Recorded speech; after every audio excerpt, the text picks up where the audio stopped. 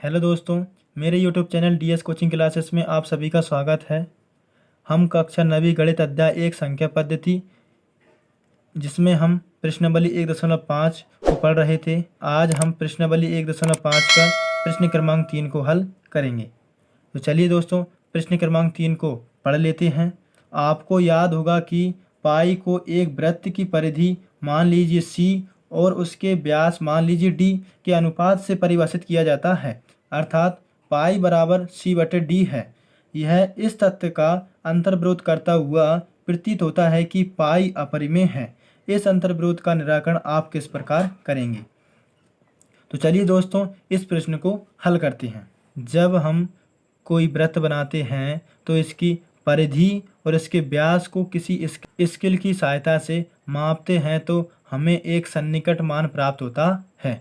हम यह अनुभव नहीं कर पाते हैं कि सी या डी परिमेय है या अपरिमेय है। यदि दोनों में से कोई एक अपरिमेय होगा तो वह पूरी संख्या अपरिमेय होगी, क्योंकि हम पिछली वीडियो में पढ़कर आए हैं कि यदि परिमेय और अपरिमेय के बीच में यदि भाग का चिन्ह है तो वह संख्या पूरी अपरिमेय होगी। तो यहाँ पर एक बात और याद रखना है कि पाई एक अपरिमेय संख्या होती है। हालांकि हम इसका मान 22/7 लिखते हैं, लेकिन 22/7 इसका सन्निकट मान है।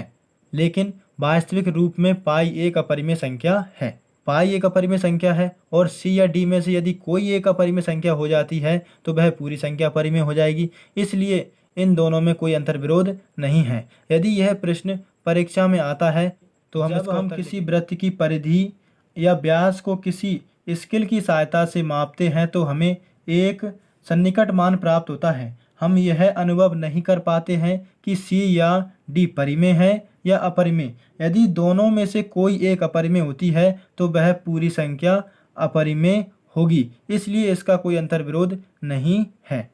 यहाँ पर पाई पहले से ही अपरिमेय है। हालांकि पाई का मान 22/7 होता है, लेकिन पाई का 22/7 मान एक सन्निकट मान है। वास्तविक रूप में पाई एक अपरिमेय संख्या है।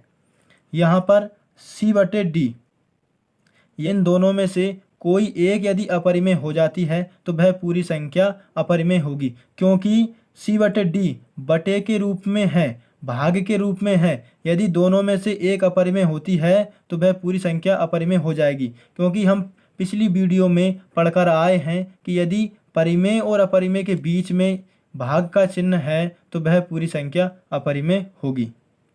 इसलिए पाई एक अपरिमेय है और यह भी एक अपरिमेय हो जाएगी, तो इनमें कोई अंतर्विरोध नहीं होगा। तो दोस्तों, यह प्रश्न यहीं पर समाप्त होता है। यदि प्रश्न में किसी प्रकार का डाउट हो तो मुझे कमेंट बॉक्स में कमेंट जरूर करें, जिसका हल मैं नेक्स्ट वीडियो में ज़रूर दूंगा।